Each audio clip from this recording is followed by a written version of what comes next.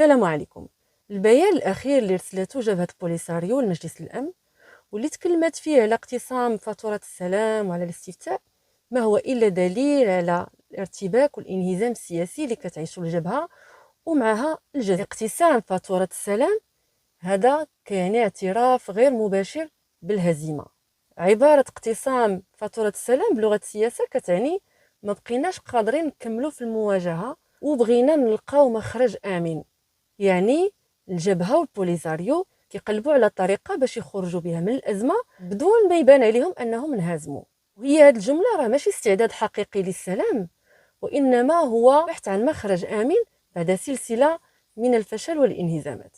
فشل دبلوماسي بعد الاعتراف الأمريكي بسيادة المغرب على الصحراء المغربية، انتصار ميداني من بعد ما المغرب دار جدار دفاعي حتى الحدود الموريتانية وغلق معبر القرقارات، فشل إعلامي من بعد ما العالم الآن ولا كيعرف بأن جبهة بوليساريو هي فقط ورقة سياسية بيد النظام الجزائري. من بعد ما الأمم المتحدة قالت بأن موضوع الاستفسار ما بقاش يمكن تطبيقه، البوليساريو كتعاود تكرر نفس الأسطوانة القديمة، وهذا الشيء كيبين أنها ما عندهاش مشروع جديد، هي فقط كتحاول الدفع على وجودها الإعلامي والسياسي أمام أنصار ديالها. بينما المغرب عنده مقترح الحكم الذاتي اللي كتشيد به الامم المتحده، كتوصفه بانه جدي وواقعي وذا مصداقيه. البيان اللي خرج من تندوف ما يقدرش يخرج الا ما عطاتوش الجزائر الضوء الاخضر، وهذا الشيء كيأكد ان الجزائر هي المحرك الحقيقي للنزاع.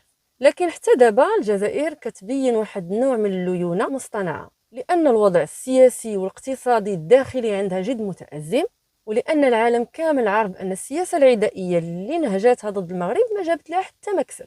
البيان ديال بوليساريو ما هو الا اشاره يأس ومحاوله باش ما يبانوش مهزومين من بعد ما فقدوا الدعم الدولي. وحديثهم على تقاسم فاتوره السلام هو استعطاف للعالم باش يلقاو طاوله تفاوض تنقذهم من هذه العزله.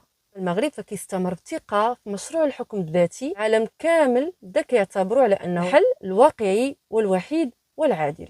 النظام الجزائري الان كيعيش ازمه كبيره، هو كان دائما كيبني الشرعيه ديالو على قضية الصحراء المغربية ولا عداء للمغرب، ولكن من دخلت الولايات المتحدة الأمريكية على الخط، الجزائر ولات بين خيارين أحلاهما مروا. ما قادراش ترفض علنا لأن الرفض كيعني أنها ترفض السلم، وما قادراش توافق بسهولة لأن هادشي غيتعتبر تنازل واضح واعتراف ضمني بمغربية الصحراء. بزاف ديال الجزائريين الآن بداو كيعبروا عبر مواقع التواصل الاجتماعي على السخط ديالهم من هذه السياسه، كيشوفوا على ان هناك مليارات من الدولارات اللي تخسرات على بوليساريو على قضيه اللي هي الان خاسره. الروسيا اللي كانوا كيعتبروه حليف ديالهم ولا يدفع نحو السلم. الشعب الجزائري الان كيقول اذا كانت روسيا وامريكا مع الطرح المغربي، علاش الجزائر كيتقاتل على ملف خاسر؟ الصفحات الجزائريه اللي كانت معاديه للمغرب اليوم ولات كتكلم بنوع من الليونه، بدات كتستخدم بعض المصطلحات بحال تهدئه، حوار، مصالحه. هذا التغيير في اللغه كيبين على ان النظام الجزائري الان كيمهد للراي العام الجزائري جيا باش يتقبل فكره التراجع بلا ما يبان على انه استسلم.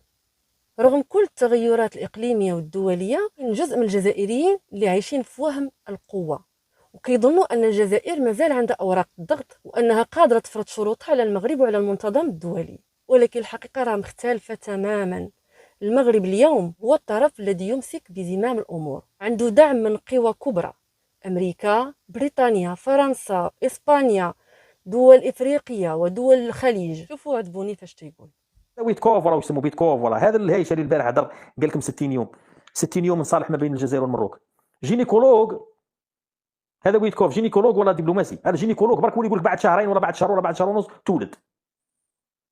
دبلوماسي يعني كما قال لك واحد عركه في الحومه، زوج عندهم متنايفين، عركه متضاربين في الحومه، ما تقدرش تصالح بيناتهم في ظرف 8 شهور ولا 9، ما بالك انت بصراع تاريخي، صراع عنده جذور ضاربه في التاريخ. يجيك ويتكوف هذا ولا مش عارف يسموه شهرين ما شهرين تلعب على روحك.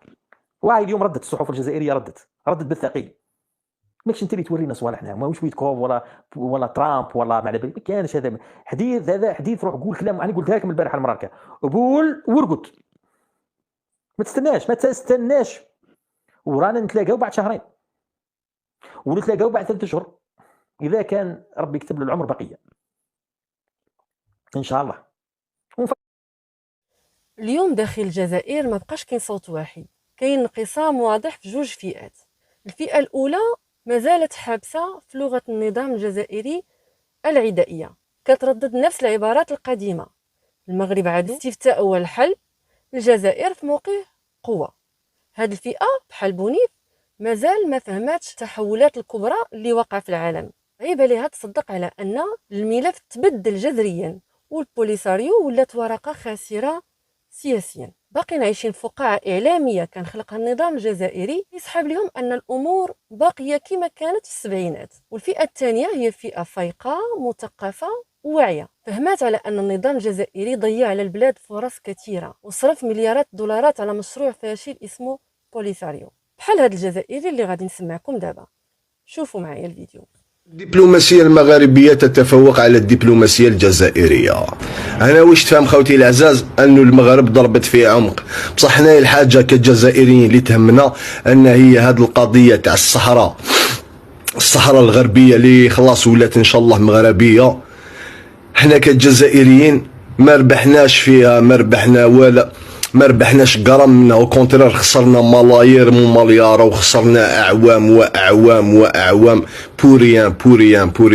النظام الجزائري اللي يقول لك حنايا مع تقرير مصير الشعوب وهو شعبه راه يقمع فيه. شكون انت باش تقرر مصير الشعوب وشعبك؟ راك هاملو يا الطحان، راك هاملو. شحال عندكم 50 سنه وانتم جايبين بينا الوقت بهذه القضيه تاع البوليزاريو يا الطحانه، قضيه اللي ما تغنينا اللي ما تسمنا من جوع. اليوم الحق اليوم المشؤوم يا الطحانه. باسكو نهضروا لا فيريتي. شحال من خطره خرج محمد السادس قال لكم ارواحوا نريحوا اطاب، لا روحوا نلقاو حلول، لا روحوا نهضروا. النظام الجزائري هو اللي تعنت، بصح دوك كي نطقوا الماريكان ما عندوش واش يدير.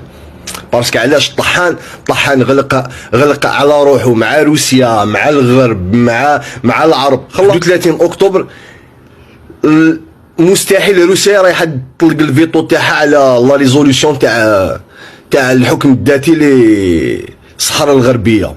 قلنا لك يا تبون، السياسه ما كاش صاحبي وحبيبي وخويا وعدويا، ما كاش سياسه مصالح يا البغل. نهار تفهموا بليك سياسه مصالح يا الطحنه، هذاك النهار تقدروا تتقدموا. نتوما رحتوا للمصالح تاع الناس وخليتوا مصالح تاع شعبكم يا الطحنه. شعبكم راه عايش الويل.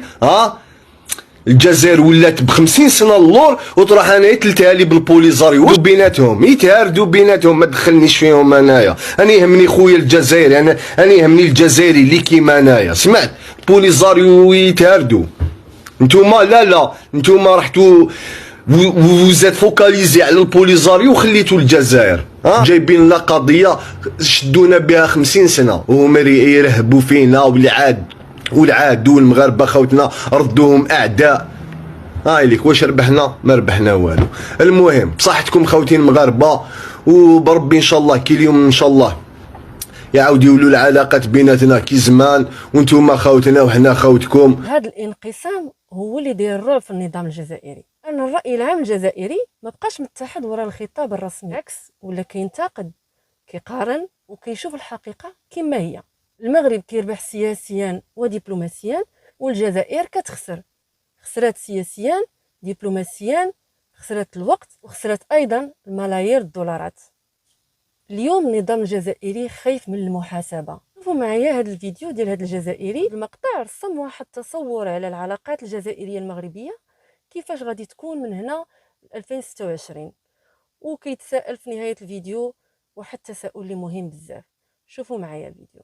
خلاص قال لك الماريكان راح يفريها بين الجزائر وبين المغرب وراح يعم السلام، وهذا الهضره قالها مستشار ونسيب ترامب، ماشي لعبه. مستشار ترامب من قبل قال باللي الصحراء مغربيه والماريكان راح يفتح قنصليه في العيون، تسمى الحكايه خلاصت والسوق تفرق. على حساب واشنطن راح يفريوها بيناتنا مع راس العام الجديد. وتخيلوا واش راح يصرى في جونفي 2026. تنوض الصباح وتفتح السوشيال ميديا تلقى كل المواقع اللي كانت تسب تبخرت، وتلقى القلوب دايره حاله وخاوه في كل بلاصة. محللين الاستراتيجيين اللي كانوا صدعونا بالعدو المشترك يوليوا يحكيوا على الماضي والمصير المشترك، والصحفيين اللي كانت خدمتهم يشحنوا بين الناس يخرجوا يطلبوا سماح ويقولوا غلطونا. الطيران المغربي يولي يحلق فوق سماء الجزائر، والغاز يتدفق في الأنابيب عندهم، وجدوا الناظور كامل يدخلوا باش يشوفوا مغنية ويشوفوا تلمسان، يلقاو باللي مغنية وتلمسان عندهم في وجدوا الناظور. الأسئلة المطروحة اليوم، هذوك الملاير اللي نصرفوا على بوليزاريو كيش واحد يتحاسب عليهم؟ والضرر المعنوي اللي صار بين الشعبين والعائلات اللي تحرمت من بعضها كيش مسؤول نحاسبوه على هذه؟ المهم السلام راح يتحقق بين الشعبين، والوساطة هذه المرة أمريكية يا بو قلب، قال لك العربي اضربوا يعرف مضربه. الجيل الجديد في الجزائر بدا كيفيق من الغفله، كاين وعي جديد كيتشكل، الناس ولاو كيسولوا علاش كيتصرفوا هاد الملايير على البوليساريو، علاش ما نبنيوش بلادنا. هنا كيبان الخوف الحقيقي ديال النظام، لان الوعي هو اكبر عدو ديالو. سال الفيديو ديالنا اليوم، كنتمنى يكون نال اعجابكم. دمتم في رعايه الله وحفظه، والى اللقاء، الى فيديو قادم بحول الله. شكرا على المشاهدة. إذا أعجبكم الفيديو لا تنسوا أن تضغطوا على زر الإعجاب، لا تنسوا أن تشتركوا كذلك في القناة، ولا تنسوا أن تفعلوا الجرس حتى يصلكم كل جديد. دمتم في رعاية الله وحفظه، وإلى اللقاء، إلى فيديو قادم بحول الله.